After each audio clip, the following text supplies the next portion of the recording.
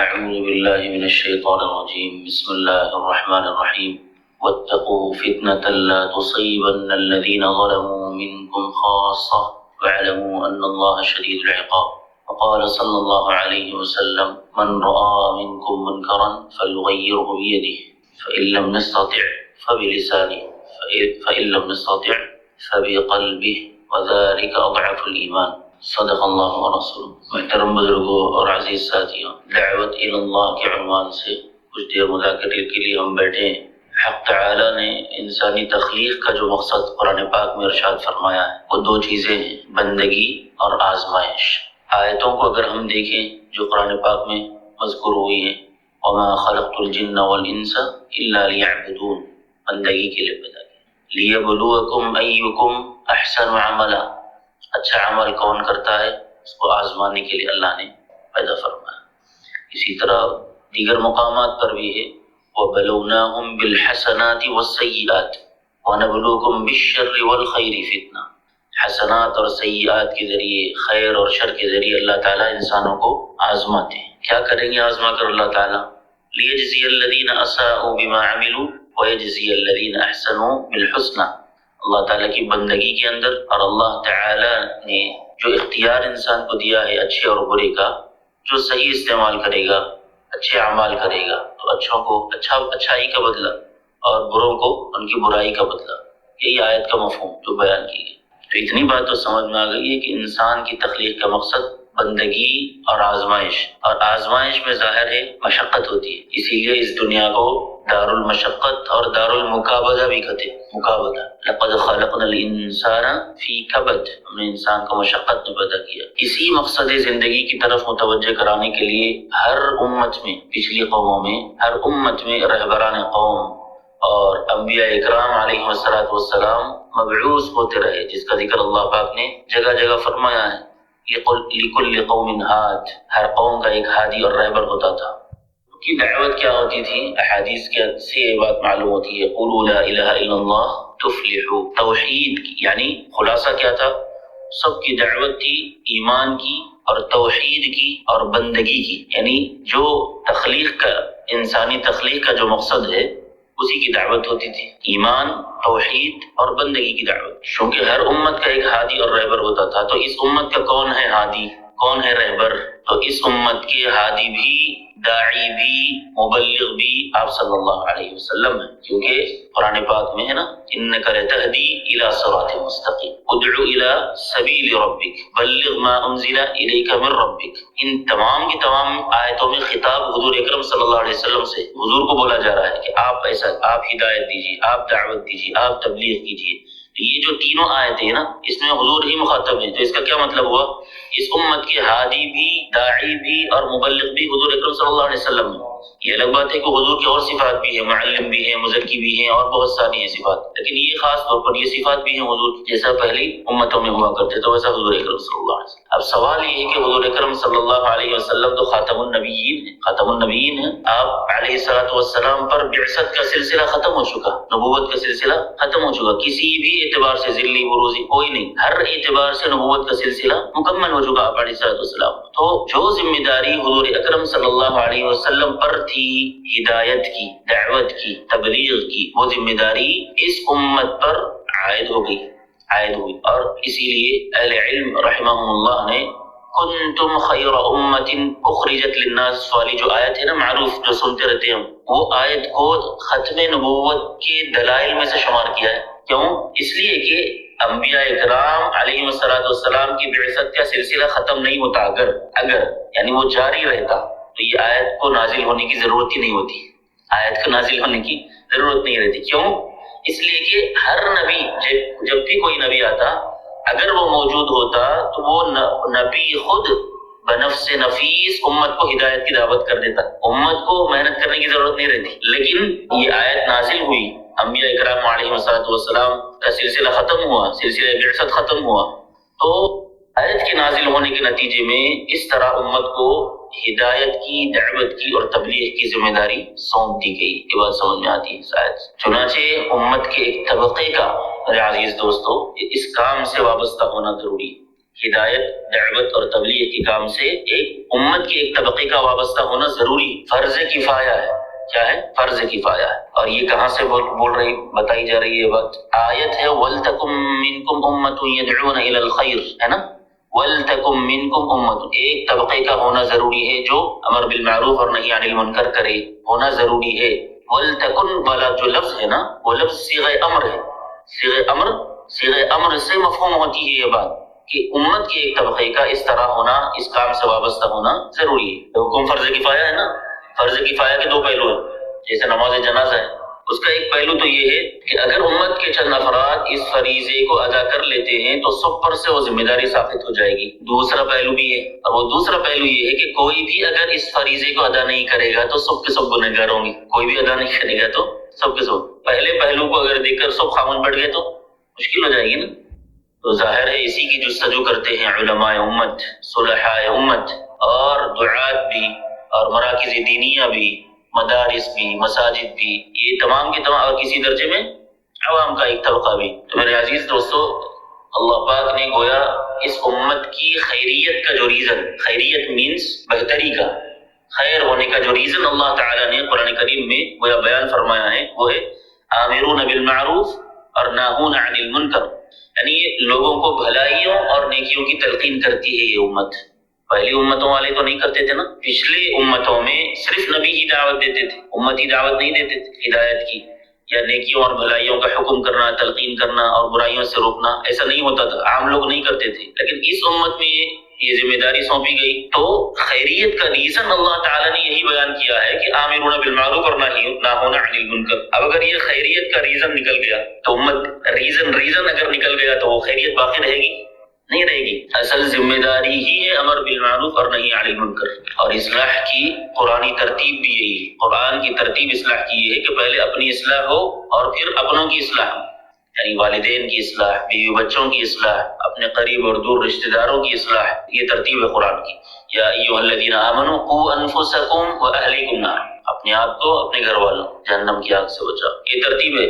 پھر بحیثیت داعی اور بحیثیت نائب پوری امت کی اصلاح کی فکر بھی ہونا ضروری ہے۔ ومن احسن قولا ممن دعا الی اللہ وعمل صالحا وقال اننی من المسلمین۔ اور یہ سب ہمارے والد محترم یہ بات ارشاد فرمایا کرتے تھے کہ انسان کائنات کے حالات پر پریشان ہوتا ہے، انسان کائنات کے حالات پر پریشان ہوتا ہے، جبکہ کائنات کے حالات کا درست ہونا انسانوں کی ارواح کی پاکیزگی میں پوشیدہ ہے۔ انسان کی ارواح جتنی پاکیزہ ہوں گی اتنے حالات صحیح ہوں، اور روح کیسا پاکیزہ ہوتی ہے؟ جتنے اعمال پاکیزہ ہوتے ہیں، یعنی جتنے اعمال پاکیزہ ہوں گے اتنی روح پاکیزہ ہوں گی، اور جتنی روحیں پاکیزہ ہوں گی اتنے عالم کے احوال، عالم کے حالات درست رہیں گے، صحیح رہیں گے۔ اسی لیے پوری امت کی اصلاح کی فکر کرنی بھی ہے، اور جہاں جہاں جس کو موقع میسر آ جائے بس مذاکرہ کر لینا ہے، سمجھنا ہے، سمجھا لینا ہے۔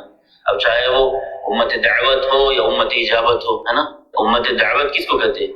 امت دعوت غیر مسلم، ہے نا، غیر مسلم کو امت دعوت، یعنی جن کو اسلام کی دعوت دینے کی ضرورت ہے، اور امت اجابت ہے جو مسلمان تو ہیں لیکن اسلام سے دور ہیں، دین سے دور ہیں، ان کو کس چیز کی دعوت دینا ہے؟ ان کو پورے اسلام میں داخل ہونے کی دعوت دینا ہے، ایمان کی دعوت دینا ہے، اعمال کی دعوت دینا ہے، یقین میں پختگی کی دعوت دینا ہے۔ اور یہ جو امت دعوت اور امت اجابت جو بول رہے ہیں ہم، یہ آیت سے مفہوم، آیت سے نکلا ہوا ہے۔ وَأَنذِرِ النَّاسَ يَوْمَ يَأْتِيهِمُ الْعَذَابُ فَيَقُولُ الَّذِينَ ظَلَمُوا رَبَّنَا أَخِّرْنَا إِلَىٰ أَجَلٍ قَرِيبٍ نُجِيبُ دَعْوَتَكَ۔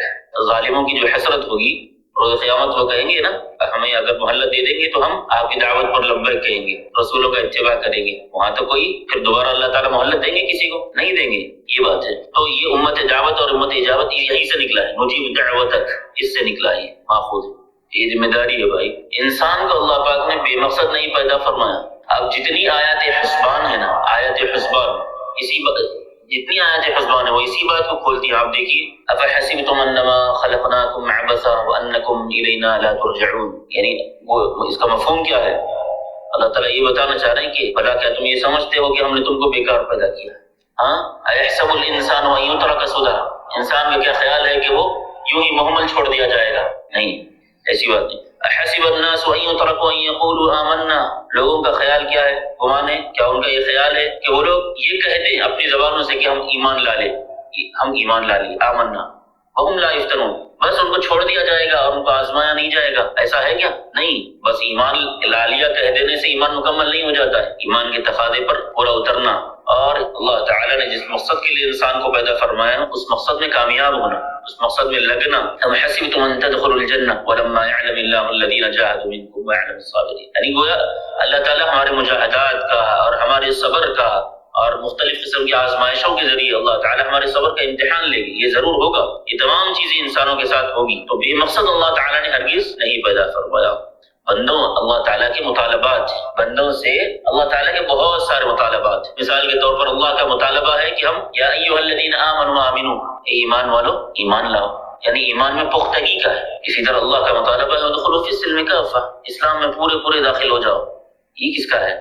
اسلام میں پورے داخل ہو جانے کا مطالبہ۔ اللہ پاک کا مطالبہ ہے جان و مال کے ذریعے اس کی راہ میں، جان و مال کے ذریعے قربانی کرنا یا اس کی راہ میں قربان کرنا اپنی جان کو اور اپنی مال کو۔ ان اللہ اشترى من المؤمنین انفسهم واموالهم بان لهم الجنہ، کہ اللہ نے اہل ایمان کی جان کو اور مال کو جنت کے عوض میں خرید لیا ہے۔ بتاؤ بھائی جنت سستا سودا ہے؟ حضور نے خود فرمایا نا الا ان سلعۃ اللہ غالیہ الا ان سلعۃ اللہ الجنہ، خبردار سن لو جنت کوئی سستا سودا نہیں ہے، اللہ کا سودا ہے وہ، اور اللہ کا سودا سستا نہیں ہے، اللہ کا سودا کیا ہے؟ جنت ہے، بہت قیمتی سودا ہے۔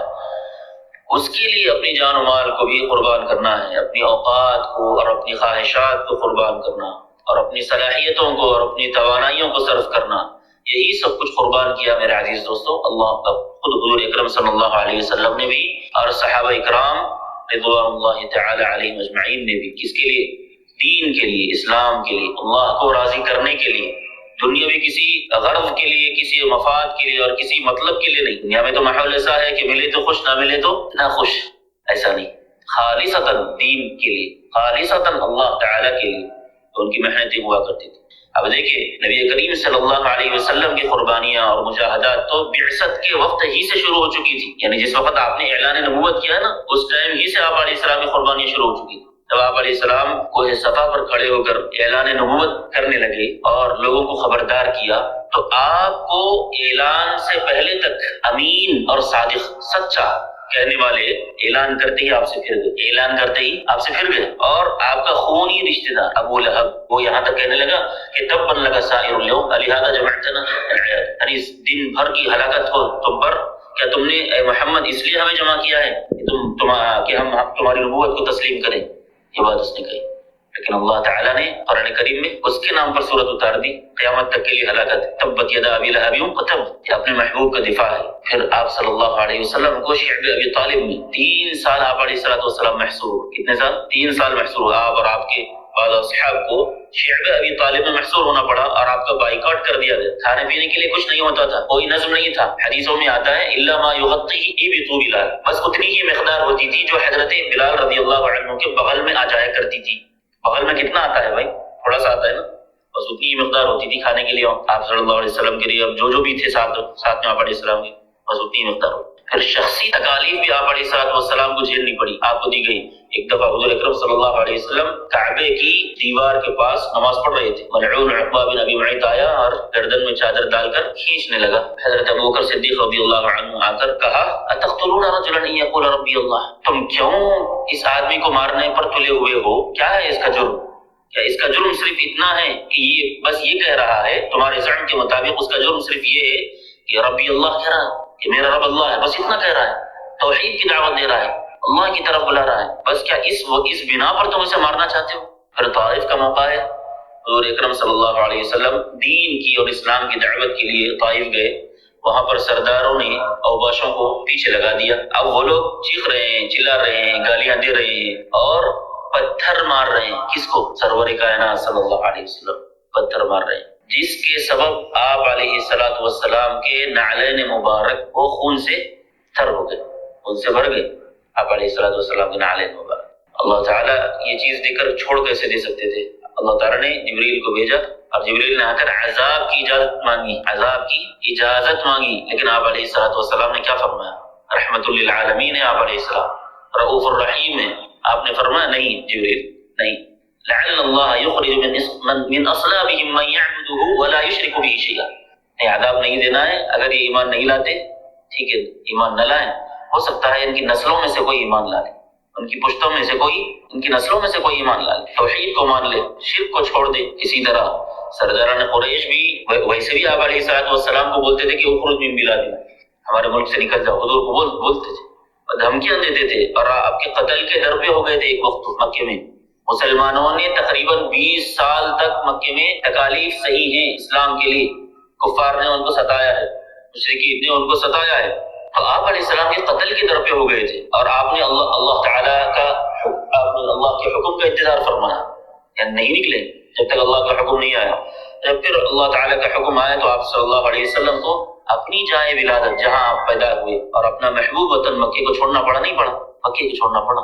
جاتے ہوئے مڑ مڑ کر آپ صلی اللہ علیہ وسلم مکے کی سرزمین کے دیکھتے جاتے تھے اور کہتے جاتے واللہ انکی لخیر ارض اللہ واحب الارض الی اللہ لولا انی اخرجت ما خرجت منک، یعنی یہ کہتے ہیں کہ اے زمین، سرزمین مکہ، تو اللہ تعالیٰ کی سب سے بہترین اور سب سے محبوب زمین ہے، اگر مجھے تجھ سے نہ نکالا جاتا تو میں کبھی تجھ سے نہ نکلتا۔ پھر جاتے ہوئے جس غار میں آپ علیہ السلام ٹھہرے، اس غار میں بیٹھ کر جانا بھی مشکل ہے، وہاں پر آپ علیہ السلام 3 دن گزارے، اور ایسی تکلیف میں بھی پیکر یقین بن کر نبی اکرم صلی اللہ علیہ وسلم اپنے یار غار کو تسلی دے رہے ہیں۔ اللہ نے کیا فرمایا، اذ یقول لصاحبہ لا تحزن ان اللہ معنا۔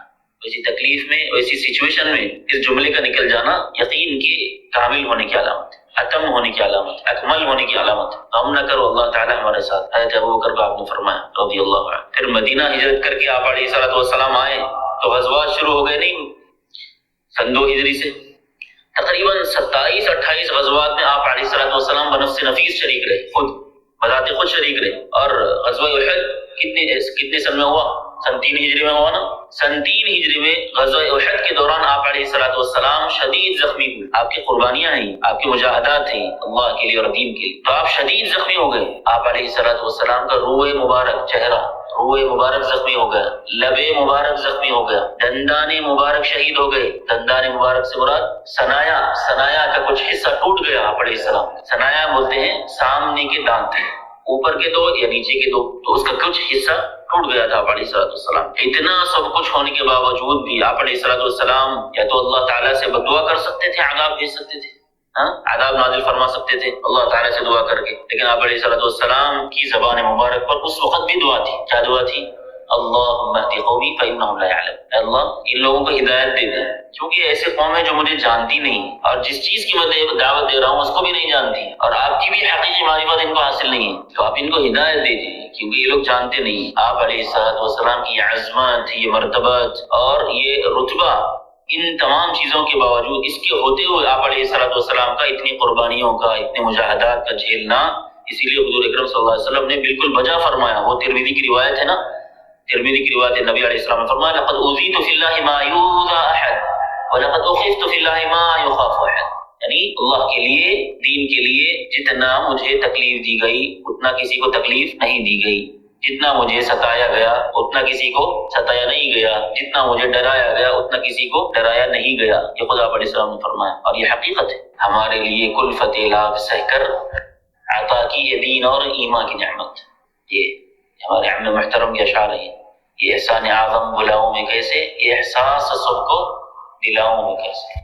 یہ تو آپ علیہ السلام کی قربانیاں تھیں۔ دیکھیے اب طرز بندگی کیا ہے آپ علیہ السلام کا، طرز بندگی آپ علیہ السلام کی کیسی تھی؟ مغفور اور معصوم ہونے کے باوجود آپ علیہ السلام ایک دن میں 70 مرتبہ سے زیادہ استغفار فرمایا کرتے تھے۔ واللہ انی لاستغفر اللہ واتوب الیہ فی اليوم اکثر من 70 مرتا، ایک دن میں 70 مرتبہ سے زیادہ کون استغفار کر رہے ہیں؟ حضور۔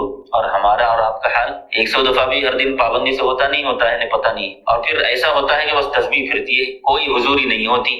ہم کہتے رہتے ہیں ساتھیوں سے کہ بھائی استغفار ماں محتاج ہے، استغفار ماں محتاج استغفار، یعنی ہمارا استغفار ایسا ہوتا ہے، ایسی بے حضوری کے عالم میں ہوتا ہے کہ ہمارے استغفار کو بھی استغفار کی ضرورت ہے، اتنی بے دھیانی میں کرتے ہم۔ استغفار کا مطلب اللہ تعالیٰ سے معافی کا احساس اور استحضار ہوتا ہے جب ہم استغفار کرتے ہیں، کہاں ہوتا ہے؟ تسبیح پھرتی ہے، 100 مکمل کرنا ہے۔ آپ علیہ السلام 70 مرتبہ سے زیادہ استغفار، حالانکہ آپ بخشائے ہیں اور آپ علیہ السلام معصوم ہیں، یعنی ہمارا اعتقاد ہے اہل سنت والجماعت کا کیا چھوٹے بڑے گناہوں سے معصوم ہیں آپ علیہ السلام، انبیاء اکرام۔ اور آپ علیہ السلام کا قیام کیسا ہوتا تھا؟ ساری رات نماز میں مشغول رہتے آپ علیہ السلام. ابتدا میں تو بہت زیادہ آپ کے قدم مبارک میں ورم پڑ جاتا تھا یا پھٹن آ جاتی تھی، کیونکہ بعض حدیث کے اندر تورم کے الفاظ ہیں اور بعض حدیث اور روایات کے اندر تفتر اور تشقق کے الفاظ ہیں کہ پھٹ جایا بھی کرتے تھے بسا اوقات آپ علیہ السلام قدم مبارک.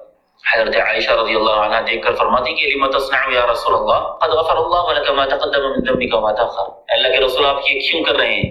آپ تو بخشائے ہیں، اللہ نے آپ کو پہلے اگلے پچھلے سب معاف فرما دیے ہیں، کیوں اتنی محنت کر رہے ہیں آپ؟ کیوں اتنی مشقت جھیل رہے ہیں؟ کیوں اتنی ساری رات قیام کر رہے ہیں؟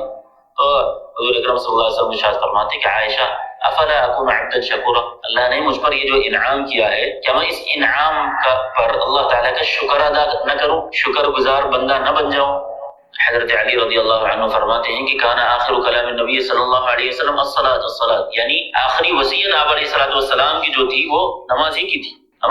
اور ہمارا حال یہ ہے کہ ہم تہجد کا ذوق، یہ تو دور کی بات ہے، تہجد کا ذوق تو بہت دور کی بات ہے، فرائض کی پابندی اور جماعت کا اہتمام بھی ہم سے صحیح سے نہیں ہو پاتا. اور اگر کچھ دن اہتمام کر بھی لیں ہم تو شیطان ان عبادات کو ضائع کرنے کا یہ ہیلا اپناتا ہے. تو بھائی اب تم بڑے متقی پرہیزگار اور پاک باز بن چکے ہو، لہذا اب جو نہیں پڑھ رہے ہیں، جو بازاروں میں ہیں، ان کو حقارت کی نظر سے دیکھو، نظر حقارت سے دیکھو. یہ اعمال کو ضائع کرنے والا بہت خطرناک عمل ہے، شیطانی ہیلا ہے، اس سے ہمارے اعمال برباد ہو جاتے ہیں. اپنی عبادت کی بنیاد پر، اپنی تقوی اور عمل کی بنیاد پر دوسروں کو حقیر جاننا اور حقیر سمجھنے لگنا کسی بھی وجہ سے، اپنے علم کی وجہ سے، اپنے عمل کی وجہ سے، اپنے مال کی وجہ سے، اپنی عبادت اور تقوی کی وجہ سے اعمال کو ضائع کرنے والی چیز. جبکہ اللہ فرماتے ہیں کہ فلا تزکوا انفسکم، اپنے آپ کو پاکیزہ نہ گردانو، هو اعلم بمن اتقى، یعنی ان ربک هو اعلم بمن ضل عن سبیلہ وهو اعلم بالمهتدین. کون ہدایت یافتہ ہے، کون گمراہ ہے، اللہ خوب جانتے ہیں. چھوڑ دو، استقامت کے ساتھ لگے ہوئے رہو. انبیاء کرام علیہ السلام پاک باز ہونے کے باوجود، معصوم ہے نا، پاک باز اور معصوم ہونے کے باوجود خود کو پاک باز نہیں گردانتے تھے. پھر ہما شما کا کیا اعتبار ہے بھائی؟ تھوڑی سی عبادت کر لے کے اڑنا کرنا شروع کر دیں، ہے نا. حضرات مفسرین نے ایک باریک بات یہ لکھی ہے، ادعوه خوفا وطمعا کے تحت میں ادعو کا ترجمہ یہاں پر عبادت یعنی اللہ کی عبادت کرو، خوف و طمع، خوف و طمع کے ساتھ، ہے نا. تو اس کے ضمن میں حضرات مفسرین نے یہ تصریح کی ہے کہ عبادات کی پاکیزگی حاصل ہی اسی وقت ہوتی ہے، عبادات کی پاکیزگی حاصل ہی اسی وقت ہوتی ہے جب بندہ عبادت کرنے کے بعد بھی اللہ تعالیٰ سے ڈرتا رہے. عبادت کرنے کے بعد مطمئن ہو کر نہیں بیٹھ جائے، میں تو کر لیا، میرا یہ روزے تو ہو گئے، میری نمازیں تو ہو گئی، میرا قیام تو ہو گیا، میری تراویح تو ہو گئی. مطمئن ہو کر نہ بیٹھے، اللہ سے ڈرتا رہے. کیوں؟ یہ سوچ کر کہ ما عبدناک حق عبادتی، کہ اللہ پتہ نہیں جیسی آپ کی عبادت کرنی چاہیے تھی، جیسا آپ کی عبادت کرنے کا حق تھا، ویسا ہم نے ادا کیا ہے یا نہیں کیا ہے. یہ ڈر ہونا چاہیے، یہ خشیت دل میں ہونی چاہیے، یہ خوف دل میں ہونا چاہیے. لیکن ساتھ ساتھ میں طمع بھی ہو، اللہ تعالیٰ سے پر امید بھی رہے کہ انشاءاللہ اللہ تعالیٰ اپنے فضل سے اور اپنے رحم سے اس کو قبول فرما لیں گے انشاءاللہ. اور حقیقت بھی یہی، اگر آپ سے دیکھ لیں، اگر اللہ پاک ہمیں جو بھی عبادت ہم کرتے ہیں، اگر اس عبادت سے پہلے اللہ تعالیٰ اس عبادت کی توفیق نہ دے، توفیق کو چھین لے، اور عبادت کرنے کے بعد میں اپنی بارگاہ میں اس عبادت کو قبول نہ کریں، ہم کیا کر لیں گے؟ تو ہم ہر حال میں اللہ کے محتاج ہوئے کہ نہیں ہوئے؟ عبادت سے پہلے بھی محتاج توفیق کے، عبادت کے بعد بھی محتاج قبولیت کی. تو اسی لیے کسی بھی بنیاد پر، عمل کی بنیاد پر، تقوی کی بنیاد پر انسان کو اڑنا کرنا نہیں چاہیے. یہ تو دیکھیں بھائی، یہ بات ہمیشہ ذہن میں رکھنا چاہیے کہ یہ تو حق تعالیٰ کا کرم ہے کہ اللہ تعالیٰ ستاری کا معاملہ فرمائے ہوئے، ورنہ سب ایک حمام کے رنگے ہیں. ستاری کا معاملہ فرمائے ہوئے اللہ تعالیٰ روز محشر بھی ہم سب پر ستاری کا معاملہ فرمائے. اسی لیے حضور اکرم صلی اللہ علیہ وسلم نے بھی خود یہاں تک ارشاد فرمایا ہے کہ کسی کو اس کا عمل جنت میں داخل نہیں کر سکتا. اب یہ اور بات ہے کہ عمل کی بنیاد پر انسان جنت میں داخل ہوتا ہے، قرآن کی آیت ہے، لیکن وہ کسی اور موقع پہ ہم سمجھائیں گے. لیکن حضور نے ایک حدیث میں ارشاد فرمایا ہے کہ کسی کو اس کا عمل جنت میں داخل نہیں کر سکتا. صحابہ نے پوچھا ولا انت یا رسول اللہ، کہ آپ کو بھی آپ کا عمل جنت میں داخل نہیں کرے گا؟ حضور نے فرمایا ولا انا، مجھے بھی نہیں جنت میں داخل نہیں کرے گا.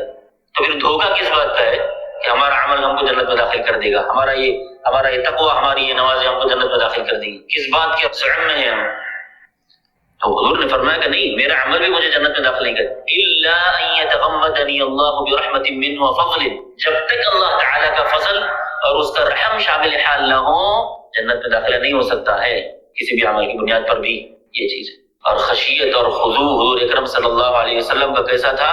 آپ علیہ الصلوۃ والسلام کی نمازوں کے اندر خشیت الہی اور خشوع اور خضوع ایسا ہوتا تھا، آپ علیہ الصلوۃ والسلام کی داڑھی تر ہو جاتی تھی، مصلی تر ہو جاتا تھا، اور وفی صدرہ او لجوفہ اثر کأزیر المرجل، آپ علیہ الصلوۃ والسلام کے سینہ اقدس سے قیام کے دوران ایسی حوق آیا کرتی تھی جیسے چولہے پر رکھی ہوئی کھولتی ہوئی ہانڈی سے سنسن کی آواز آیا کرتی ہے۔ چولہے پر جب ہم پانی وغیرہ گرم کرنے کے لیے رکھتے ہیں تو اس سے جو آواز آتی ہے نا، گرم ہونے کی زیادہ جب گرم ہو جاتی ہے تو کھولتی ہوئی ہانڈی جو ہوتی ہے اس سے کیسی آواز آتی ہے، سن سن جو آواز آتی ہے نا، اس طرح تو وہ آواز آپ علیہ الصلوۃ والسلام کے سینے مبارک سے آیا کرتی تھی۔ یہ حدیثوں کے اندر ہے، صحیح حدیثوں کے اندر ہے۔ اور ہم سے یہ ابتہال اور یہ حضوری کہاں، یہ تو چھوٹی جا رہی ہے نا، یہ بھی تو سنت ہے۔ خشیت الہی میں نمازوں کے اندر رونے کا آ جانا بھی سنت ہے، دعاؤں میں رونا بھی سنت ہے، ابتہال بھی سنت ہے، حضوری بھی سنت ہے۔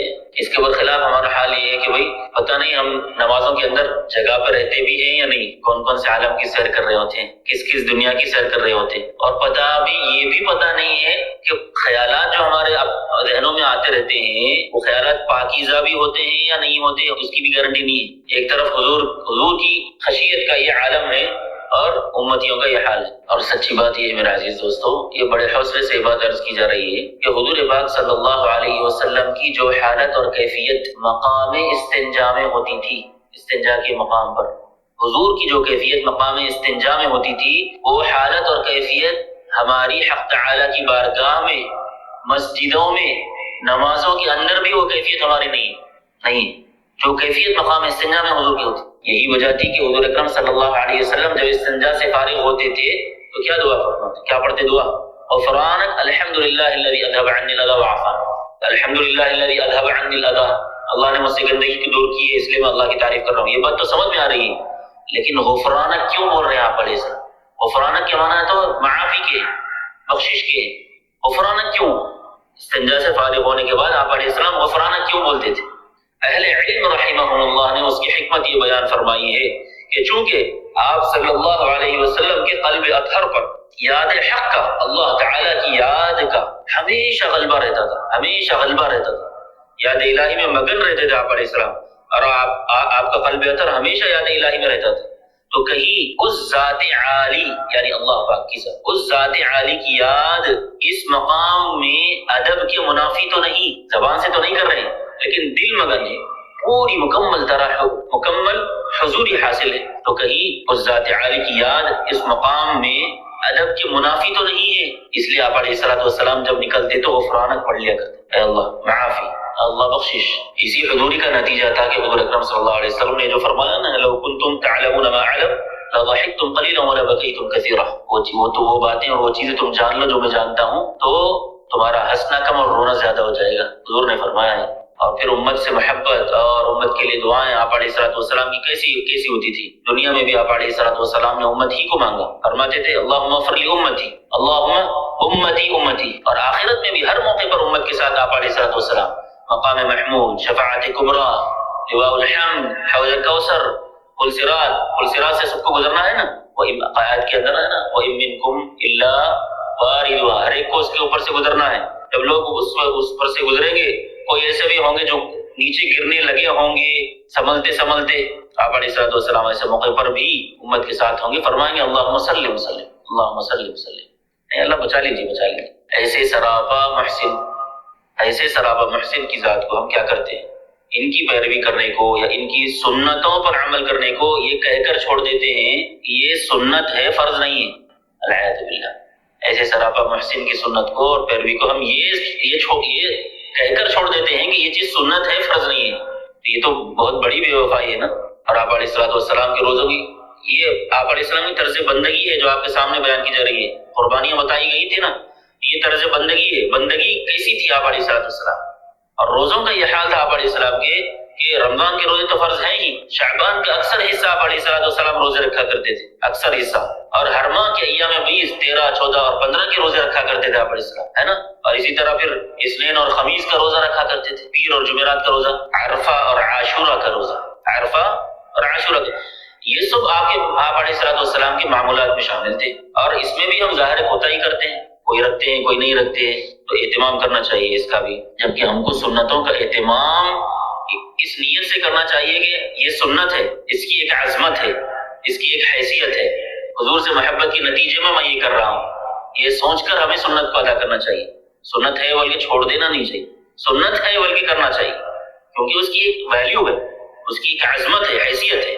اور دوسری جانب آپ دیکھیے آپ علیہ السلام کی طرز زندگی کیسی تھی، اس کی تھوڑی سی جھلک دیکھیں، سن لیں۔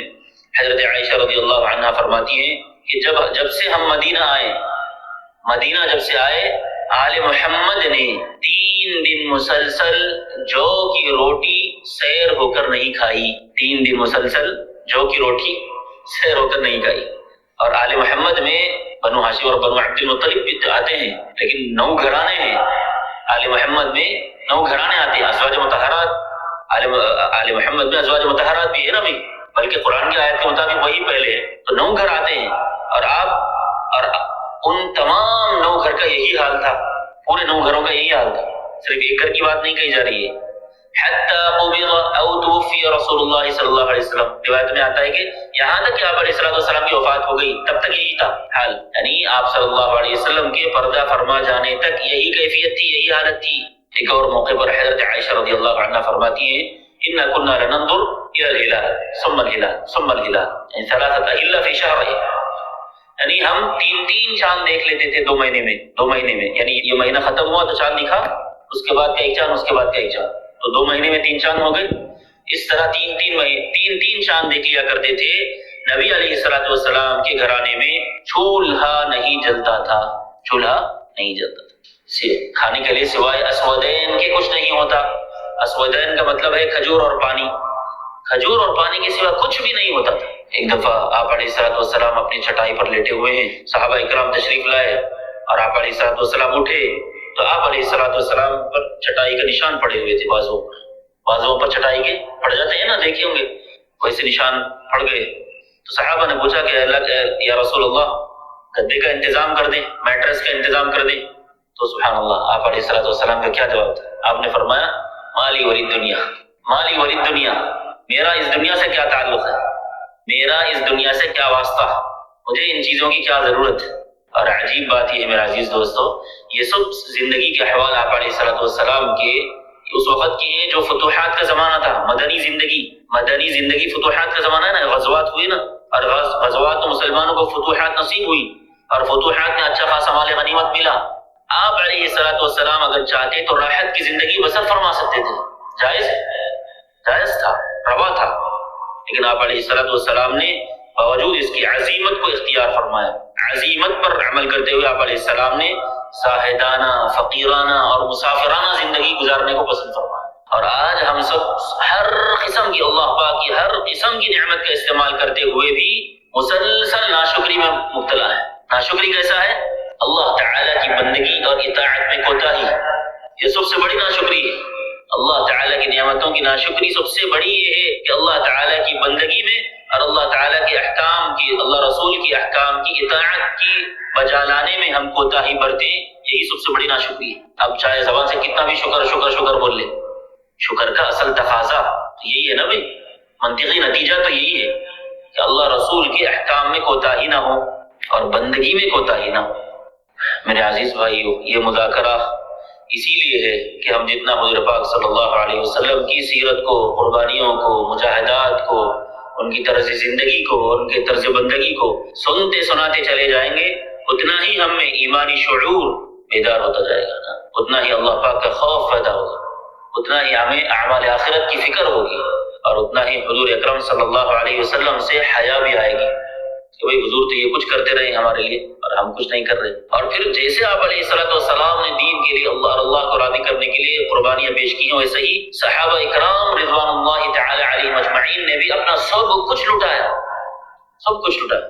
ہم سنتے رہتے ہیں، اب ہر ایک کی تفصیلی واقعات کی طرف جانے کا تو موقع ہے نہیں، لیکن ہم سنتے ہیں حضرت بلال رضی اللہ عنہ کا واقعہ، حضرت حبیب بن زید کا، حضرت انس بن نضر کا مسئلہ جو کیا گیا تھا وہ سنتے، مصعب بن عمیر ہے، حضرت حمزہ، حضرت جعفر طیار، جی حضرت جعفر طیار ہے، حضرت عمار بن یاسر ہے، ان دونوں کی قربانی اور پھر ان کی والدہ کی قربانی، حضرت سمیہ بنت خباب ہے نا، ان کے والدہ، یہ اسلام کی سب سے پہلی شہیدہ ہیں۔ حضرت ام شریک انصاریہ ہیں، حضرت زنیرہ رومیہ رضی اللہ عنہم اجمعین، اور نہ جانے کتنے سینکڑوں اور صحابہ اور صحابیات کی واقعات اور قربانیاں ہمارے سامنے آتے رہتے ہیں۔ یہ سب کچھ ان کے لیے آسان کیوں تھا؟ یہ قربانیاں دینا ان کے لیے آسان کیوں تھا؟ حضرت ابن مسعود رضی اللہ عنہ فرماتے ہیں الایمان فی قلوبہم اعظم من الجبل، کہ ان حضرات کے دلوں کے اندر ایمان وہ پہاڑ سے زیادہ مضبوط تھا، پہاڑ سے زیادہ مضبوط۔ یہی وجہ تھی ان کے لیے سب کچھ کرنا آسان ہوا، پھر چاہے وہ صحابہ کا حبشہ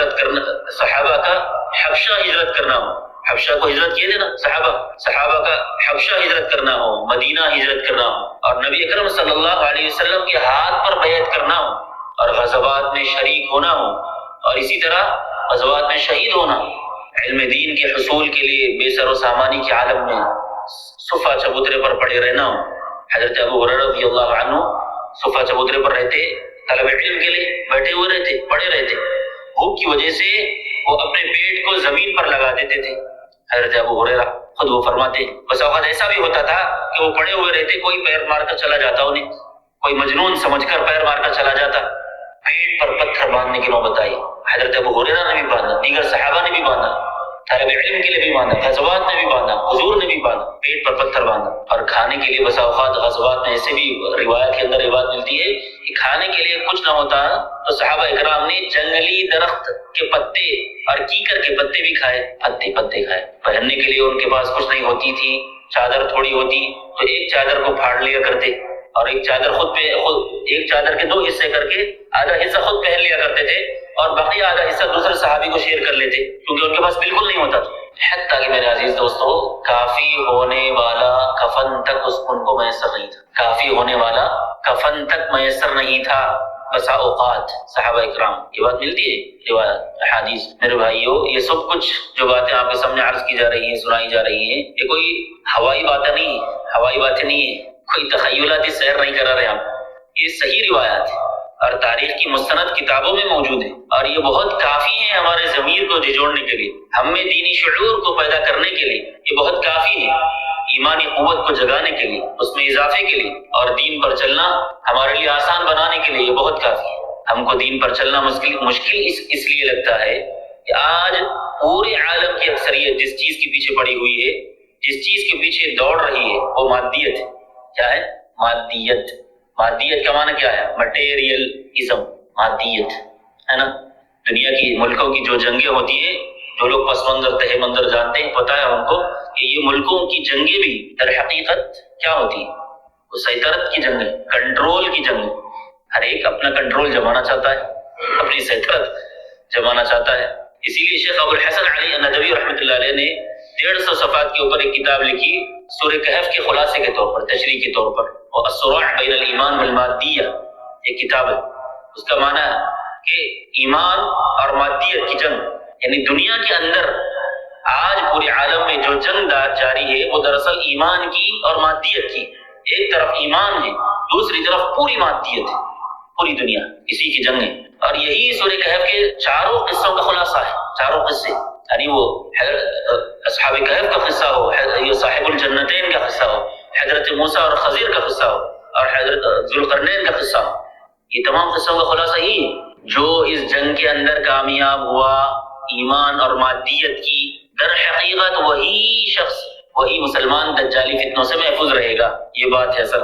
تو یہ مادیت میں انسان جس طرح مبتلا ہوتا ہے، طاقت کے نشے میں، دولت کے نشے میں، منصب کے نشے میں، یہ ایسی چیزیں ہیں میرے عزیز دوستو، اس سے متعلق صحیح تربیت کا ہونا بہت ضروری ہے۔ اگر یہ چیزیں من جانب اللہ، دولت اور منصب اگر من جانب اللہ ہو، اور اس میں شرعی حدود کی رعایت کی جا رہی ہو، اور پھر اللہ رسول کی اور شریعت کے احکام کی بجا لانے میں یہ چیزیں رکاوٹ نہ بنے، ہماری دولت، ہماری طاقت اور ہمارا منصب، کہ اللہ رسول کے احکام کو بجا لانے میں اگر رکاوٹ نہ بنے تو یہ نعمت ہے، فبہا ونعمت۔ لیکن یہ سب چیزیں مسلمانوں کے لیے، ایک مسلمان کے لیے مقصود زندگی نہیں ہے، زندگی کا مقصود کل مقصود نہیں ہے۔ مقصود زندگی کی تو ہر حالت میں وہ اللہ پاک کی بندگی، باقی ان شکلوں کا ہونا اور نہ ہونا بھی ابتلا کا حصہ ہے، اور نہ ہونا بھی آزمائش اور ابتلا کا حصہ ہے، آزمائش کا حصہ ہے۔ اسی لیے جن لوگوں نے ان صورتوں کا غلط استعمال کیا، اللہ پاک نے ان کو نشان عبرت بنایا۔ تذکیر بھی ایام اللہ کے ضمن میں حق تعالیٰ نے اقوام سابقہ کا تذکرہ کرتے ہوئے کیا فرمایا؟ فَكُلًّا أَخَذْنَا بِذَنبِهِ، ہر ایک کو اللہ تعالیٰ نے اللہ نے ہر ایک کی پکڑ کی جس نے بھی اس کا غلط استعمال کیا۔ فَمِنْهُمْ مَنْ أَرْسَلْنَا عَلَيْهِ حَاصِبًا وَمِنْهُمْ مَنْ أَخَذَتْهُ الصَّيْحَةُ وَمِنْهُمْ مَنْ خَسَفْنَا بِهِ الْأَرْضَ وَمِنْهُمْ مَنْ أَغْرَقْنَا۔ یعنی اللہ تعالیٰ نے چاروں کا ذکر کر دیا جن کو طاقت کا نشہ تھا۔ قوم عاد اور قوم سمود بڑے ڈیل ڈول والے تھے، انہیں ہواؤں اور زلزلوں سے اللہ تعالیٰ نے تباہ و برباد کر دیا۔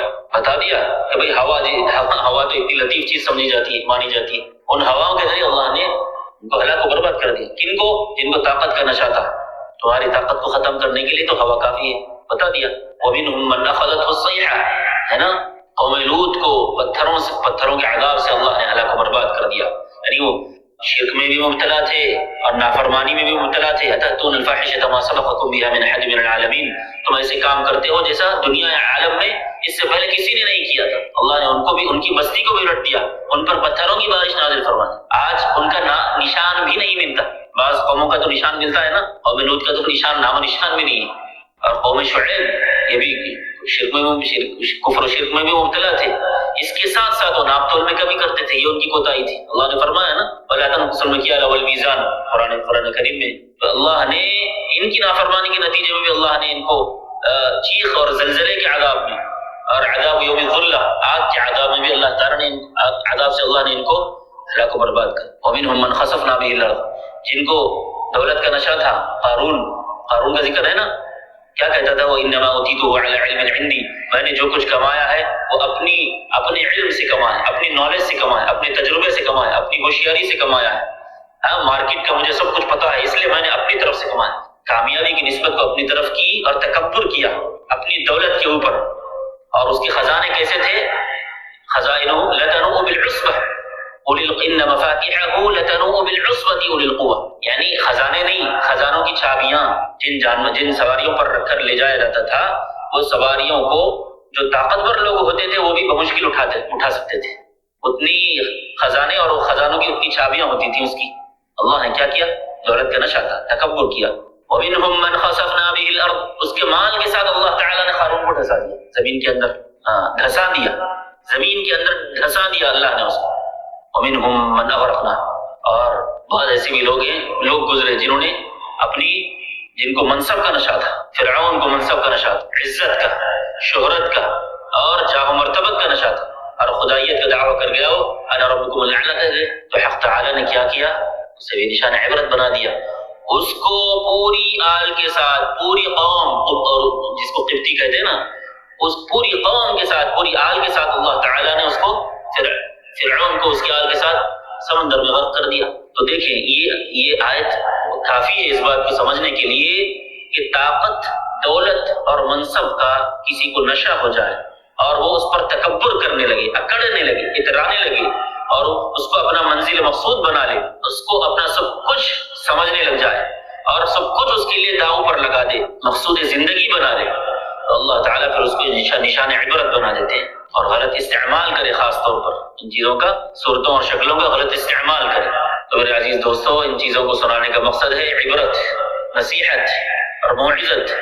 پوری امت کو ان چیزوں کو سمجھنا بھی ہے اور پوری امت کو سمجھانا بھی ہے، کیونکہ ایک مسلمان کی ذمہ داری یہ صرف نہیں ہے کہ وہ اپنی ذات کی حد تک شریعت پر عمل کر لے، صرف یہ ذمہ داری نہیں ہے ایک مسلمان کی، بلکہ اس کی ذمہ داری یہ بھی ہے کہ اگر معاشرے کے اندر برائیاں اور منکرات پھیل رہے ہوں تو اپنی طاقت کی حد تک اس کو ختم کرنے کی کوشش کرے، حکمت اور سلیقے کے ساتھ، اصول اور ضابطے کے ساتھ، اپنی طاقت کی حد تک اس کو ختم کرنے کی کوشش کرے۔ کیوں؟ حضور نے فرمایا من رأى منکم منکرا فلیغیرہ بیدہ، کوئی منکر اور کوئی برائی اور کوئی حرام کام اور کوئی منع کردہ چیز کو دیکھے کوئی کرتا ہوا تو اگر طاقت ہو تو ہاتھ سے روک دے، جیسے بادشاہ ہو یا کوئی بڑا ہو، جس کے ماتحت میں کوئی کام کر رہے ہوں اور کوئی غلط کام کر رہے ہوں تو ہاتھ سے روک سکتا نہیں؟ روک سکتا ہے۔ اگر ہاتھ سے روک سکتا ہو تو ہاتھ سے روکے، ہاتھ سے نہ روک سکتے ہو تو زبان سے روک دے، اور یہ بھی نہیں کر سکتا، مشکل ہے، تو دل میں کم از کم اس برائی کو برا سمجھے۔ اگر اس برائی کو برا بھی نہیں سمجھا تو پھر ایمان کی خیر منانی چاہیے، کیونکہ یہ ایمان کا کمزور ترین درجہ ہے۔ کسی برائی کو دیکھ کر دل میں برا سمجھنا، برے کو برا نہیں، برے کی برائی کو برا سمجھنا، فرق ہے دونوں میں۔ برے کو برا نہیں، برے یعنی جو برائی آدمی کر رہا ہے اس برائی کو برا سمجھنا ہے۔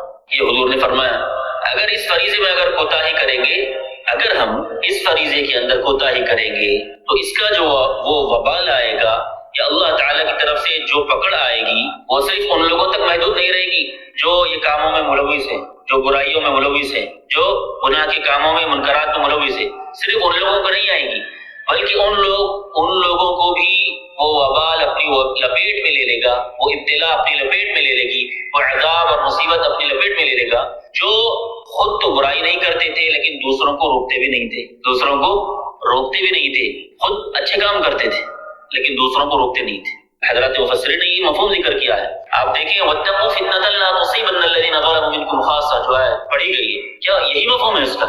یعنی فتنہ کے معنی اس آیت کے اندر ہے عذاب، ابتلا کے۔ تم اس عذاب سے ڈرو، اس عذاب سے بچو جو تم میں سے صرف ظالم لوگوں کو نہیں پہنچے گا، زیادتی کرنے والوں کو، گناہ کرنے والوں کو نہیں پہنچے گا صرف، پھر کس کو بھی پہنچے گا بھائی؟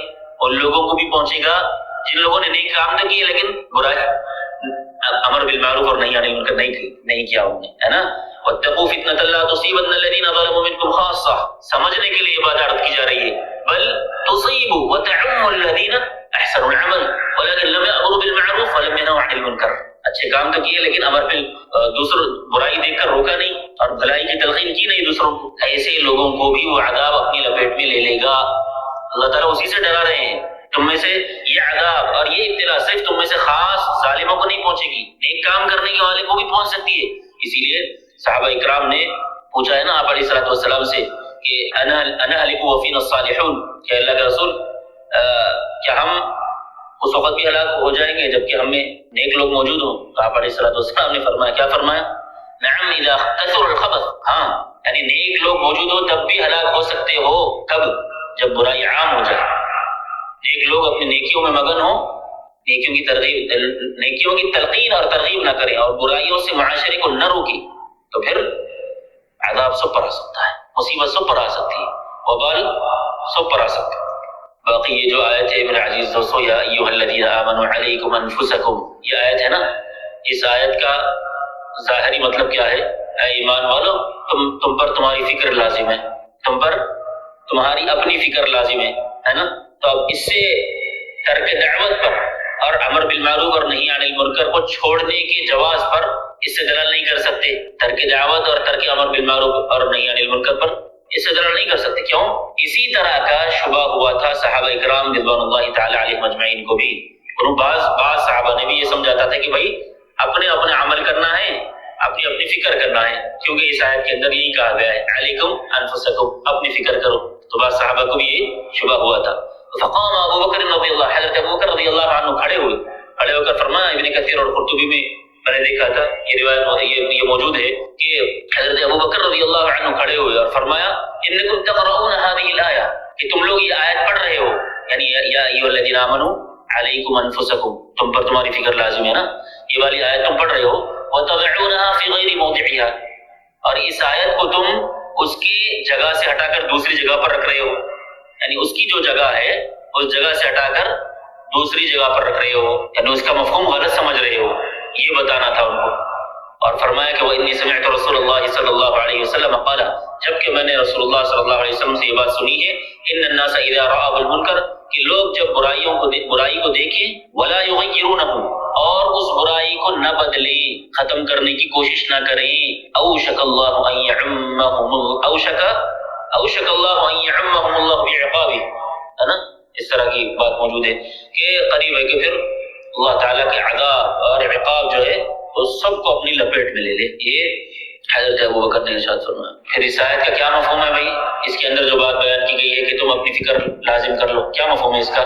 اس کا جواب اہل علم رحمہم اللہ نے یہ دیا ہے کہ آگے اس آیت کے اندر اللہ نے بیان فرمایا ہے یا ایھا الذین آمنوا علیکم انفسکم لا یضرکم من ضل اذا اهتدیتم، اے ایمان والو تم پر تمہاری فکر لازم ہے لا یضرکم من ضل اذا اہتدیتم، تم جب ہدایت کاملہ پر ہو، کامل ہدایت پر جب تم ہو جاؤ تو پھر تمہیں گمراہوں کی گمراہی تمہیں نقصان نہیں پہنچائے گی۔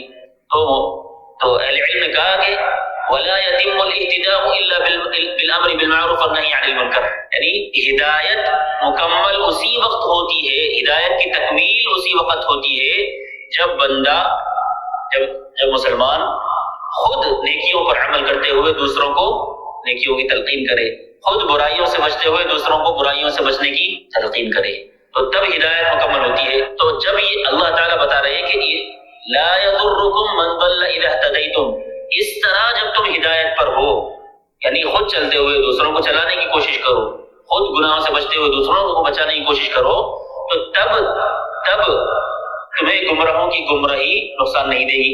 یعنی آپ نیکی کا کام کر رہے ہیں، دوسروں کو بھی بتا رہے ہیں، گناہ سے بچ رہے ہیں اور گناہوں سے بچنے کی تلقین کر رہے ہیں، آپ کی ذمہ داری اب پوری ہوئی۔ اب اس ذمہ داری پوری ہو جانے کے باوجود بھی اگر کوئی اپنے گناہوں پر باقی رہتا ہے تو پھر آپ اب مسئول نہیں، آپ کی اب ذمہ داری نہیں ہے، لیکن صرف اپنی ہی نیکیوں کی فکر کر لینا، اپنے ہی اعمال میں لگے ہوئے رہنا، یہ شریعت کا مزاج نہیں ہے، شریعت کا حکم نہیں ہے۔ خود بھی کرنا ہے، دوسروں کو بھی دعوت دینا ہے۔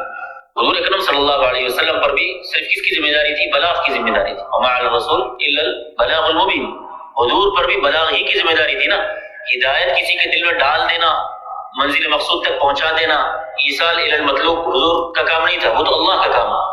حضور رہنمائی کرتے تھے ہدایت کی، ہے نا، صحیح دین کی، صحیح تعلیم کی، اللہ کے حکموں کی، آپ علیہ الصلوۃ والسلام تعلیم دیا کرتے تھے۔ یا پھر میرے عزیز دوستو، اس آیت کا محمل اور اس کا جو ہم کہہ سکتے ہیں کہ مصداق وہ ہے جو حضرت ابن عمر رضی اللہ عنہما سے مروی ہے، وہ فرماتے ہیں کہ انہا لیست لی ولی اصحابی، غالباً ابن عباس سے بھی اس طرح کی بات میرے نظروں سے گزری تھی کہ انہا لیست فی زماننا، حضرت ابن عباس نے کہا کہ یہ آیت جو ہے وہ ہمارے زمانے کے اعتبار سے اللہ تعالیٰ نے نہیں کہی، تو حضرت ابن عمر نے فرمایا کہ انہا لیست لی ولی اصحابی، یہ میرے اور میرے صحابہ کے لیے نہیں ہے، اس دور کی بات نہیں ہے، ولكن هذه الآية لأقوام يجيئون من بعدنا ان قالوا لم يقبل منه، یعنی یہ آیت میں اللہ تعالیٰ نے جو یہ کہا ہے کہ تم پر تمہاری فکر لازم ہے، تو یہ اس دور کی بات نہیں ہے، بلکہ یہ بعد کے زمانے کی، بعد کے اس دور کی اور اس زمانے کی بات ہے جب لوگوں کو دین کی جب دعوت دی جائے تو وہ قبول کرنے کے لیے تیار ہی نہ ہو،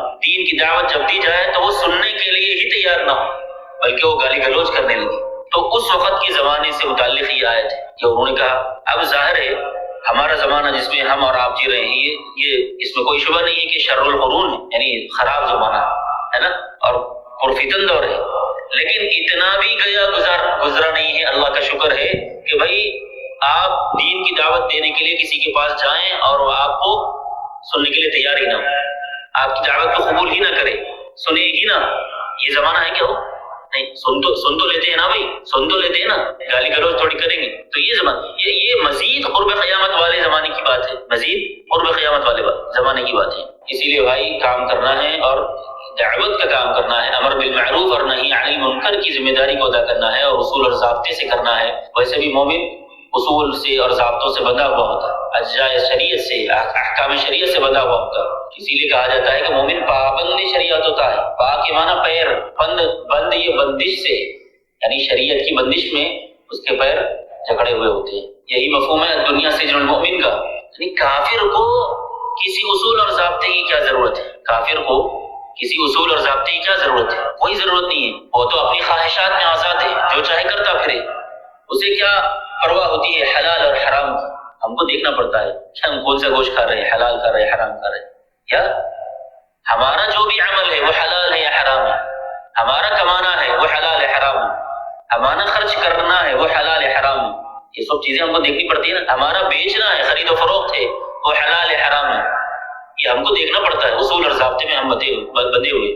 لیکن کافر کو کیا پرواہ ہے اس کو تو نہیں ہوتی ہے نا، لہذا ہمیں یہ کام کرنا ہے اور عین کتاب و سنت کی روشنی میں کرنا ہے، اخلاص اور الہیت کے ساتھ کرنا ہے، نرمی اور حکمت کے ساتھ کرنا ہے نا، اور اخلاق اور کردار کی بلندی کے ساتھ کرنا ہے، وسعت ظرفی کے ساتھ کرنا ہے، سب کو لے کر چلنے کے حوصلے کے ساتھ، مستند اہل علم کی نگرانی میں یہ کام کرنا ہے، تو انشاءاللہ بھٹکنے کا اندیشہ کم سے کم ہوگا۔ اور سب سے اہم چیز میرا عزیز دوستو اعتدال ہے، اعتدال، اس امت کا ایک خاصہ اللہ نے یہ بیان فرمایا ہے کہ وَكَذَلِكَ جَعَلْنَاكُمْ أُمَّةً وَسَطًا، ہم نے تم کو معتدل امت بنایا ہے۔ جتنی کائنات کے اندر شرک اور بدعتیں پھیلی ہوئی ہیں وہ بے اعتدالی کا نتیجہ ہیں، کیونکہ بدعتیں اور شرک وہ غلو کے دروازے سے آتی ہیں، بے اعتدالی کے دروازے سے آتی ہیں۔ تو کام اعتدال سے کرنا ہے۔ کیوں؟ اچھا، عموماً ہوتا یہ ہے کہ آدمی جب بھی کوئی بھی کام اختصاص کے ساتھ خصوصیت کے ساتھ جب کوئی آدمی کام کرتا ہے تو وہ کام اس کے اوپر جتنا زیادہ وہ کام کرتا ہے اتنا زیادہ وہ کام کھل جاتا ہے اور اس کو شرح صدر ہو جاتا ہے، اور تجربے سے اس کی عظمت اور اس کے فوائد اس کے سامنے آ جاتے ہیں۔ یہی خط فاصل ہے جہاں اکثریت سے بے اعتدالی ہو جاتی ہے، اکثریت بے اعتدالی کا شکار ہو جاتی ہے۔ یہ نہیں ہونا چاہیے، اور ہم کو نہ کسی کی تائیدات سے مطلب ہونا چاہیے نہ کسی کی تردیدات سے مطلب ہونا چاہیے۔ ہم کو مطلب ہونا چاہیے کس سے؟ کام سے، ذمہ داری سے، امر بالمعروف اور نہی عن المنکر سے، حق کی اور ہدایت کی دعوت سے، دین کی دعوت سے، بس اس کی فکر ہونا چاہیے۔ یہ چیزوں میں اگر ہم لگ جائیں گے تو پھر یہ سب بے اعتدالی، حق اعتدال سے، اخلاص سے اور مقصود سے ہٹانے والی چیزیں۔ بے اعتدالی اگر کریں گے، ہماری نظر مقصود سے نہیں ہٹنا چاہیے۔ اس دعوت کا جو ساتھی دعوت تبلیغ سے وابستہ ہے، جو جاتے ہیں جماعت میں، تو اس کا جو مقصد ہوتا ہے وہ کیا ہوتا ہے؟ اس کا اصل منشا کیا ہے؟ اصل منشا کیا ہے اس کا اصل منشا یہی ہے کہ امت کو مساجد سے جوڑنا اور مساجد کے ذریعے سے پورے دین سے جوڑنا اور صحیح دین سے جوڑنا۔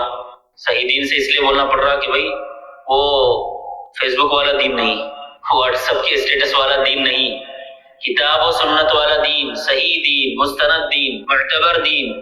تو مساجد سے جوڑنا ہے لوگوں کو، اور مساجد کے واسطے سے دین پورے دین کے صحیح علم سے جوڑنا، اور پھر اس کے واسطے سے مقصود زندگی سے جوڑنا ہے، اللہ سے جوڑنا ہے اور مقصود زندگی سے جوڑنا ہے، یعنی بندگی سے، اللہ سے اور اللہ کی بندگی سے جوڑنا ہے۔ یہی چیزیں ہیں جس کے لیے حضور اکرم صلی اللہ علیہ وسلم تشریف لائے، اور مساجد سے وابستہ ہونے کے لیے اور مساجد میں دل کے جڑنے کے لیے اس سے زیادہ اور کیا فضیلت چاہیے بھائی؟ کہ جس بندے مومن کا دل مساجد سے وابستہ ہو جائے، مسجد سے جڑ جائے، مسجد میں رہتے ہوئے بھی، صرف مسجد میں رہتے ہوئے نہیں، مسجد میں رہتے ہوئے بھی اور مسجد سے باہر رہتے ہوئے بھی، جس بندے کا دل مسجد سے جڑ جائے، مسجد سے وابستہ ہو جائے، تو روایتوں میں یہ بات آتی ہے کہ آپ علیہ الصلوۃ والسلام نے ارشاد فرمایا کہ حق تعالی روز قیامت اسے اپنے عرش کے سائے میں جگہ عطا فرمائیں گے، یوم لا ظل الا ظلہ، جس دن اس کے سائے کے علاوہ کوئی سایہ نہیں ہوگا۔ اب ہماری روح پنجرے میں جیسا روح اور پرندہ بند رہتا ہے، جیسا پنجرہ کھولتے ہی اڑ جاتا ہے، ویسا ہماری روح اٹکی ہوئی رہتی ہے مسجد کے اندر۔ جیسی نماز ہو جائے بس پھر بول کے اڑنا ہے، اطمینان، سکون، وقار، دعا، تسبیح، تلاوت، سنتیں مکمل کریں، پھر جائیں، یہ والی کیفیت۔ تو جس وقت میں یہ کیفیت آئے گی تو اللہ تعالیٰ یہ عطا فرمائے۔ تو مساجد میں جڑنے کے لیے اس سے بڑی کیا چیز چاہیے بھائی؟ حدیثوں کے اندر نا سات لوگوں کا تذکرہ جن کو اللہ پاک روز قیامت عرش کا سایہ رحمت میں جگہ عطا فرمائیں گے۔ اس میں سے ایک ہے قلبہ معلق بالمساجد، جن لوگوں کا دل مساجد میں جڑا ہو، مساجد سے جڑا ہو۔ اسی لیے میرے بھائی مسجد کے ماحول سے جڑ جائیں۔ دور حاضر میں ویسے تو ہر دور میں ضرورت ہوتی ہے، لیکن بطور خاص اس زمانے میں ہم کو دین کے مجموعی مزاج سے واقف ہونے کی بہت ضرورت ہے، مجموعی مزاج سے واقف ہونے کی ضرورت ہے۔ مسجد میں دور حاضر میں میرے عزیز دوستو بطور خاص ہم کو دین کے مجموعی مزاج سے اور مجموعی تعلیم سے دین کی واقفیت ہونا بہت ضروری ہے۔ یہاں پر دیکھیے آپ مسجد میں جو تعلیم ہوتی ہے اس میں آپ شرکت کرنے کا اور جڑنے کا ارادہ کیجیے، اپنی طرف سے پوری کوشش کیجیے دین کو پوری طرح سمجھنے کی۔ بھائی جو کلام اللہ تعالیٰ نے ہماری ہدایت کے لیے اور زندگی گزارنے کے اصول کے طور پر بیان کیا ہے، اور حضور کی جو سیرت ہے اور زندگی ہے اور حدیث ہے، یہ ہم کو کیسے معلوم ہوگی؟ بغیر پڑھے کے، بغیر سنے کے، بغیر قربانی دیے کے، بغیر وقت دیے کے کیسے ہو سکتا ہے ایسا؟ کوئی پاسبل ہے؟ یہ کاغذوں کو اگر ہم کھا لیں گے تو سمجھ میں آ جائے گا دین، ایسا کچھ ہے کیا؟ یا ہم کوئی بخاری کو اور کتاب اور قرآن کو تکیے کے نیچے رکھ لیں گے تو وہ اتر جائے گا علم، پھر ہم عمل کر سکتے ہیں، ایسا کچھ ہے کیا؟ نہیں ہے نا، کوئی ترتیب ایسی تو نہیں ہے۔ پڑھنا ہی پڑے گا نا بھائی، سننا ہی پڑے گا، سمجھنا ہی پڑے گا، اس کے لیے وقت دینا پڑے گا، اپنے کو تھوڑا اپنے نفس پر تھوڑا پیر رکھنا پڑے گا، تھوڑی قربانی دینی پڑے گی، تو ہوگا۔ آپ ہی کے لیے کوشش کی جاتی ہے، یہاں پر دیکھیے آپ فجر کے بعد درس قرآن کی ترتیب، فجر کے بعد درس قرآن کی ترتیب، اس میں شریک ہو سکتے ہیں۔ مغرب کے بعد علم مذاکرہ ہوتا ہے، اور عشاء کے بعد کچھ دیر درس حدیث، اور پھر سوال و جواب کی مختصر نشست ہوتی ہے۔ کچھ اگر سوالات اگر ساتھیوں کو ہوتے ہیں تو وہ پوچھ لیتے ہیں، اگر ہم کو معلوم ہو تو فوری بتا دیتے ہیں، اگر تحقیق کی ضرورت ہو تو ظاہر ہے بغیر تحقیق کے تو نہیں بتایا جائے گا، اگر تحقیق کی ضرورت ہو تو پھر تحقیق کر کے بتا دیا جاتا ہے۔ اس کے لیے گروپ اور مجموعہ بھی بنا ہوا ہے، گروپ بھی بنا ہوا ہے۔ اور پھر اسی طرح بھائی خمیس کے دن یعنی جمعرات کے دن جو ہے وہ مقامی گشت ہوتا ہے، مقامی گشت یعنی دعوت و تبلیغ ساتھیوں کا مقامی گشت ہوتا ہے۔ آپ حضرات المخلصین کا ساتھ دیں، ان کا دستے بازو بنے، انشاءاللہ اس دور میں آپ کے لیے وہ اپنے دین و ایمان کے تحفظ کا سامان بنے گا، تحفظ کا سامان ہوتا رہے گا۔ فتنوں کے دور میں جس کو حضور اکرم صلی اللہ علیہ وسلم نے حرج کا دور کہا ہے، دور حرج، حرج کا معنی ہے فتنوں کا دور، حدیثوں کے اندر حرج کا لفظ کہا گیا اس کو، فتنوں کا بھی ہے۔ تو فتنوں کے دور میں، دور حرج میں اپنے دین کو اور اپنے ایمان کو اور اپنے اعمال کو بچانے کی جو تدبیر اختیار کر سکتی ہے، اختیار کی جا سکتی ہے، اس میں بڑھ چڑھ کر حصہ لینا چاہیے۔ کسی کے لیے خروج کی ترغیب دی جاتی ہے، جماعت کے اندر جو خروج کی ترغیب دی جاتی ہے نا، نکلو جماعت میں، اس کی ترغیب اسی لیے کی جاتی ہے۔ خروج فرض عین ہے، واجب ہے، ایسا کوئی نہیں بول رہے۔ جماعت میں نکلنا فرض عین ہے، واجب، اگر نہیں نکلیں گے تو گناہ ہوتا، ایسا کوئی نہیں بول رہے۔ اور نہ یہ کہہ رہے ہیں کہ بھائی آیت جہاد کا جو مصداق اول ہے وہ یہی کام ہے، اور نہ ہم کو یہ مبالغہ کرنے، خواہ مبالغہ کرنے کی ضرورت ہے کہ دین کا جو کام ہے بس وہ یہی کام ہے، ایسا بھی کرنے کی ضرورت ہے، مبالغہ کرنے کی ضرورت نہیں۔ بھائی خروج کی ترغیب کا اصل مقصد میرے عزیز دوستوں وہ دینی ماحول کو فراہم کرنا ہے۔ جماعت میں نکلو بول کے جو بولتے نا، اس کا اصل مقصد دینی ماحول کو فراہم کرنا ہوتا ہے۔ اور ظاہر ماحول انسان کے لیے بہترین معلم، جیسا ماحول ویسا اثر، یہ تو کتاب و سنت سے ثابت ہے۔ اور فطرت انسانی بھی یہی ہے کہ صحبت اور معیت کا انسانی زندگی پر گہرا اثر ہوتا ہے، گہرا اثر پڑتا ہے۔ اللہ فرماتے ہیں، دیکھیے یا ایھا الذین آمنوا اتقوا اللہ وکونوا مع الصادقین، اے ایمان والو اللہ تعالی کے ساتھ تقوی کی روش اختیار کرو اور صادقین کی معیت اختیار کرو، سچوں کے ساتھ۔ کیوں فرمانے اللہ تعالیٰ؟ کیونکہ سچوں کے ساتھ رہے گا تو سچائی آئے گی، مخلصوں کے ساتھ رہے گا تو اخلاص آئے گا، یہ بات ہے۔ اور معیت صادقین کا حکم اللہ نے دیا۔ اسی طرح حضور اکرم صلی اللہ علیہ وسلم نے ارشاد فرمایا، مع کا لفظ آیا ہے یہاں پر، معیت۔ اسی طرح حضور اکرم صلی اللہ علیہ وسلم نے ارشاد فرمایا، المرء علی دین خلیلہ، آدمی اپنے دوست کے دین پر ہوتا ہے، دوست کے دین پر۔ فلینظر احدکم مع من یخالل، تو انسان کو دیکھ لینا چاہیے کہ وہ کس کے ساتھ دوستی کر رہا ہے، اس کی فرینڈشپ، اس کی سراؤنڈنگ کس کے ساتھ ہے، اس کا اٹھنا بیٹھنا کس کے ساتھ ہے۔ تو جس کی معیت اور جس کی خلت رہے گی گویا وہ اسی کے دین پر ہے۔ اگر وہ جاہلوں کے ساتھ ہے، کافروں کے ساتھ ہے، مشرکوں کے ساتھ ہے، یہودیوں کے ساتھ ہے، یا دین سے دور لوگوں کے ساتھ ہے، تو گویا وہ انہی لوگوں میں سے شمار ہوگا، کیونکہ ظاہر ہے معیت کا اثر پڑتا ہے۔ اس لیے انسان کو اپنی نوٹس لیتے رہنا چاہیے کہ وہ کس کی صحبت میں رہتا ہے، درست صحبت میں رہتا ہے یا درست معیت اور صحبت کا بہت گہرا اثر ہوتا ہے، یعنی جیسی صحبت ہوتی ہے ویسا اثر۔ مثال کے طور پر ایک دو مثالوں سے میں سمجھاؤں آپ کو۔ ایک باؤل لے لے آپ، برتن لے لے، باؤل لے لے، اس میں پانی ڈالے، دو برتن لے، ایک کو فریزر میں رکھ دیں اور ایک کو چولہے پر رکھ دیں، ایک برف بن جائے گا اور ایک کھولتا ہوا پانی گرم۔ یہ فرق کیوں آیا؟ معیت کا اثر ہے نا، جیسی صحبت ویسا اثر، جیسی صحبت ہوگی ویسا اثر ہوگا۔ اب گورے کو کالے کے ساتھ آپ بٹھا دیں، اب وہ گورا تو کالا نہیں ہو جائے گا، یہ بات ہے، گورا کالا نہیں ہوگا، لیکن گورے کے جو صفات ہیں وہ کالے کے اندر ضرور آ جائیں گی۔ صفات یعنی وہ اگر وہ نیک ہے تو وہ نیکی اس کے اندر آ جائے گی، وہ اچھا ہے تو اس کی اچھائی اس کے اندر آ جائے گی، وہ نمازی ہے تو یہ بھی نمازی ہو جائے گا، ہے نا، تو یہ صفات اس کے اندر ضرور آ جائیں گی۔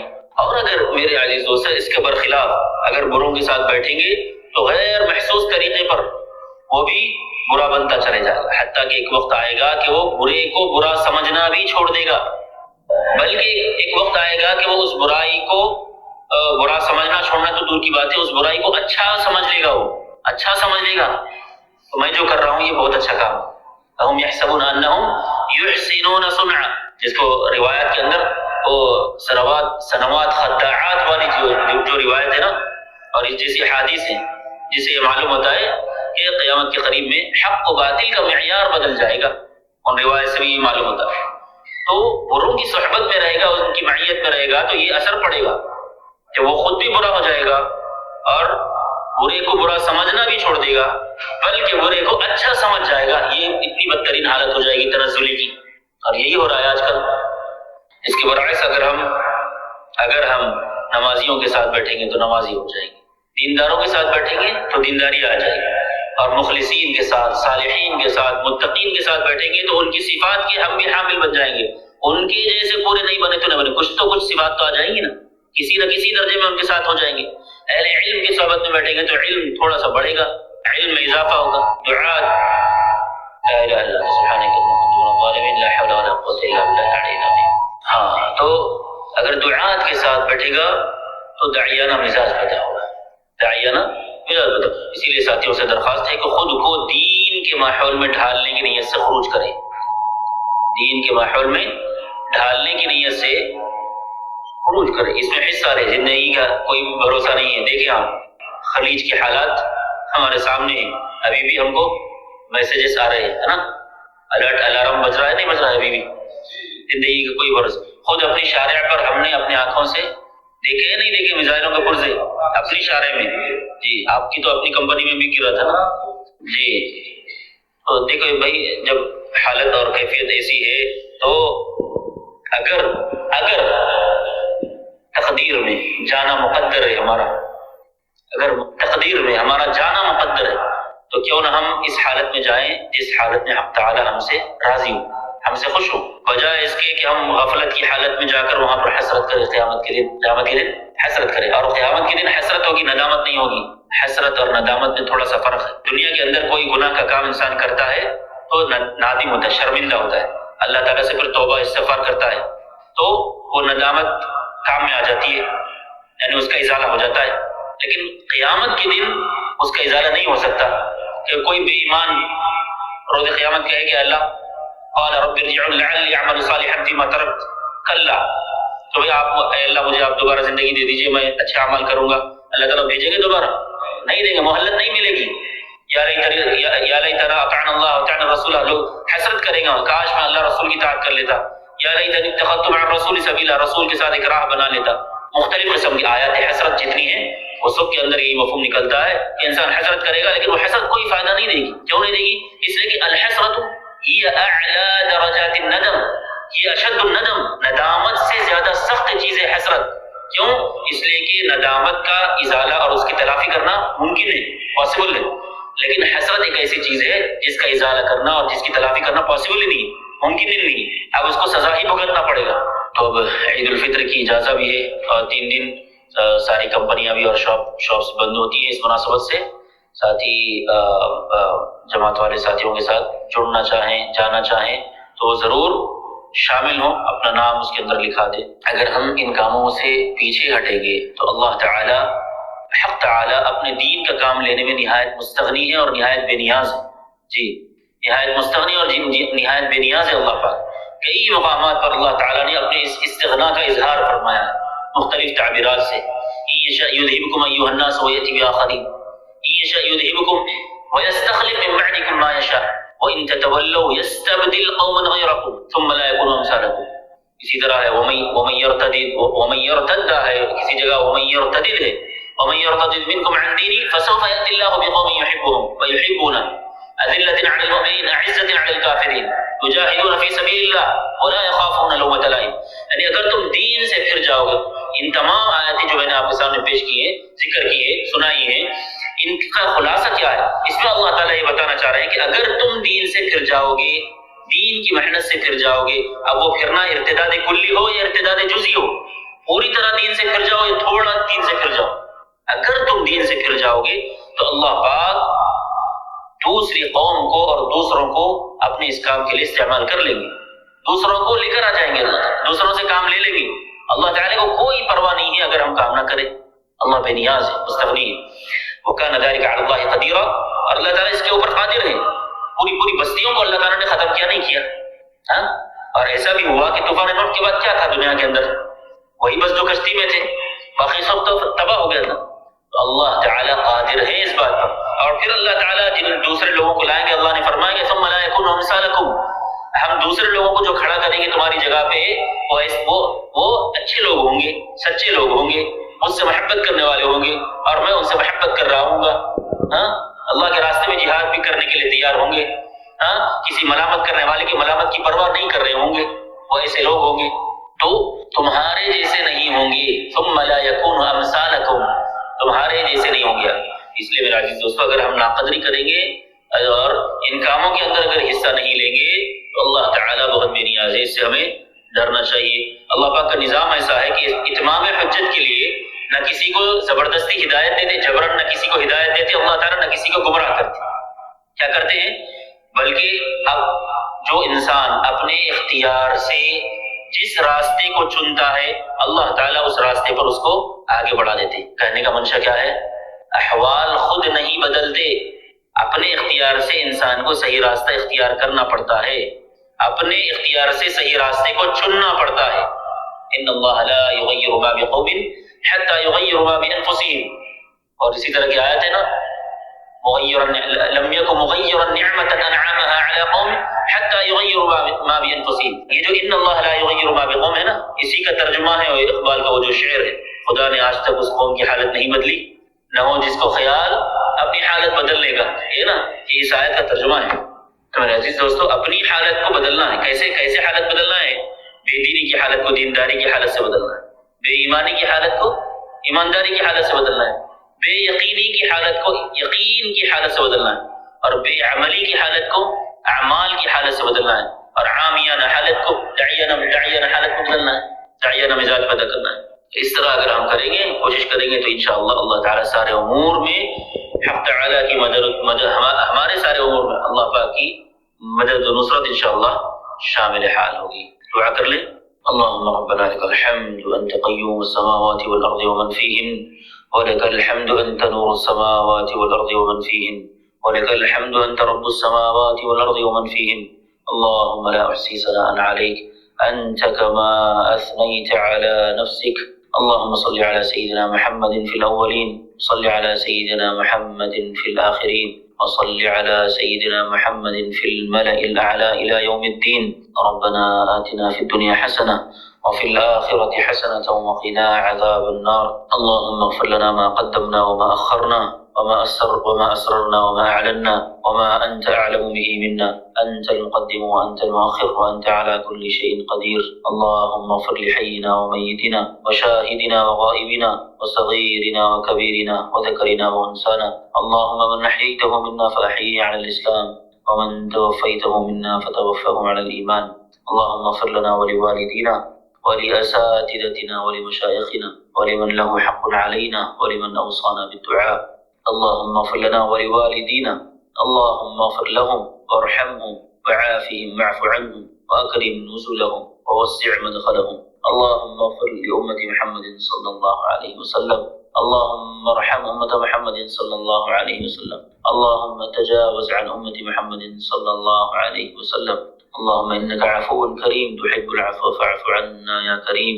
اللهم اعتق رقابنا من النار، اعتق رقابنا ورقاب آبائنا ورقاب أمهاتنا ورقاب إخواننا وأخواتنا ورقاب جميع المسلمين والمسلمات من النار يا رب العالمين. اللهم حبب إلينا الإيمان وزينه في قلوبنا وكره إلينا الكفر والفسوق والعصيان واجعلنا من الراشدين. اللهم طهر قلوبنا من النفاق وأعمالنا من الرياء وألسنتنا من الكذب وأعيننا من الخيانة، فإنك تعلم خائنة الأعين وما تخفي الصدور. اللهم إنا نعوذ بك أن نكون في عيوننا ونفوسنا كبيرا وعند جنابك صغيرا. اللهم أقبل بقلوبنا إلى طاعتك. اللهم ثبت قلوبنا على دينك. اللهم إنا نسألك الهدى والتقى والعفاف والغنى. اللهم إنا نسألك العفو والعافية في ديننا ودنيانا وأهلنا ومالنا. واكفنا بحلالك عن حرامك وأغننا بفضلك عمن سواك. اللهم إنا نسألك فهم النبيين وحفظ المرسلين وإلهام الملائكة المقربين.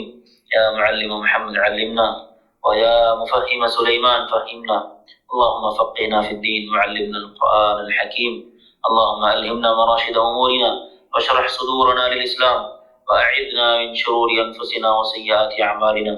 اللهم آمنا في أوطاننا وأصلح أئمتنا وولاة أمورنا، واجعل اللهم هذا البلد آمنا مطمئنا سخاء رخاء وسائر بلدان المسلمين يا رب العالمين. اللهم احفظ البلاد والعباد من كل سوء وبلاء وفساد. اللهم إنا نسألك رضاك والجنة ونعوذ بك من سخطك والنار يا عزيز يا غفار. واختم بصالحات أعمالنا وتوفنا وأنت راض عنا.